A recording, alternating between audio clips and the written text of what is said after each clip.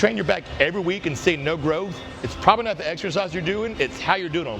Let me show you the 5 most commonly done wrong back exercises and how to fix them. We're gonna start with the good old one-arm dumbbell row. This one's been around for 60 plus years and people are still doing it wrong. Even I was guilty of doing it wrong up until about 5 years ago. So I'm gonna brace on the rack here. You can brace on a bench, your knee, whatever it may be. For today's purpose, I'm just gonna show you brace on the rack. So most people tend to want to do this. They tend to want to pull, they're rowing, but they're just rowing to their chest.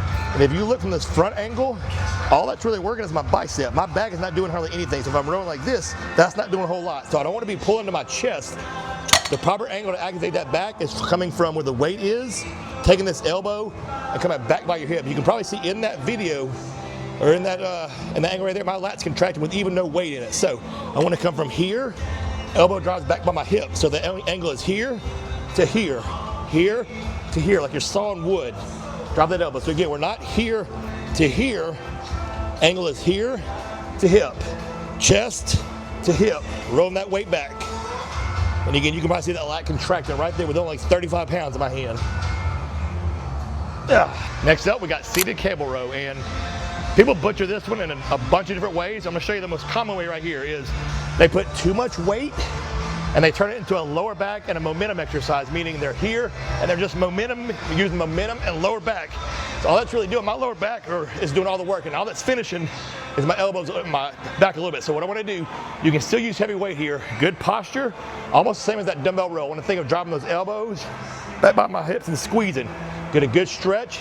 My elbows are tracking here and I'm squeezing. So I can use a little bit of lower back English right there to squeeze.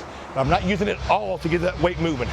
So I'm here. You can also keep your chest nice and tall, drive and squeeze. So be in control of this weight. That's the #1 cue here, is be in control of the weight. Don't let the weight control you. Elbows drive and squeeze. Elbows drive, squeeze, right there. Next up, we're moving to the straight arm rope pull down, or what I call the rope pullover. So I'm gonna show you it's not the wrong form people are doing here, but I'm gonna call it less optimal to hit your lats. So most people tend to do these. They tend to hips back, and again, even up to a couple years ago, I was doing this. So my hips are back, I'm getting a good stretch in my lats, which you want. You want those lats in a good stretch position, and then they're just driving down there. Now, don't get me wrong, that's a pretty good lat contraction. Here, I'm stretching, and I'm driving down. But what tends to happen there, that I've seen with myself and people I train, is the more reps you do and the heavier it gets, your triceps tend to start doing a lot of the work. So those triceps have to be engaged a lot in that straight arm position. So what I've learned to do is lighten it up a little bit. I'm gonna bend my arms. So when they're bent, they're locked in that position. They're bent, but they're not moving that position. So I'm coming here, I'm bending those arms, and I'm taking those elbows and I'm driving them down and back. So my elbows are going here, and you can see that lat is contracting hard. So instead of straight arm chopping down, my elbows are bent and I'm pushing them down and past my body. Over my head, down, and past my body. So think of this movement, instead of pushing my hands down, think of it as pushing my elbows down and back. And you're gonna feel that almost twice as much in your lats as you do in the straight arm version. Elbows bent, push elbows down and back. And that's gonna make those lats contract way harder. If you're liking the video so far and you don't feel other body parts working like your chest, or you want to get more descriptors on how to feel your back, subscribe to the channel. I got a couple of videos on how to feel your chest, how to feel your back, a lot of other bodybuilding tips and tricks. Now we got the chest supported T-bar, or just chest supported row here. So again, just the same as that last one, I'm gonna show you what the, not necessarily wrong way to do it, but the less optimal way to do it. I'm gonna show you that first, and what people do here. Number one, they put too much weight. So you do want to go heavy on this, but not too much, or you're not feeling your back. So they put too much weight, and they come here, and they almost get upright, and they're just pulling like this. They're not really isolating their upper back super hard. So I like to make sure I'm staying parallel to the floor here. My chest is a little lower on the pad, okay? You got two different grips you can grab here. I like to just go here, okay? We want to overstretch, meaning I'm letting everything really roll past that pad. And then when I pull, I'm gonna arch my back a little bit, arch and pull. So my body is parallel with the floor still. I'm isolating that back. And again, it's all about elbow drive. So I'm here, I'm gonna drive those elbows up and back. Overstretch, stretch everything out, arch that back and pull. Overstretch, arch and pull. So again, we're not here pulling like this until let the weight control us. We want to control that weight. Overstretch, arch and pull. Overstretch, arch and pull.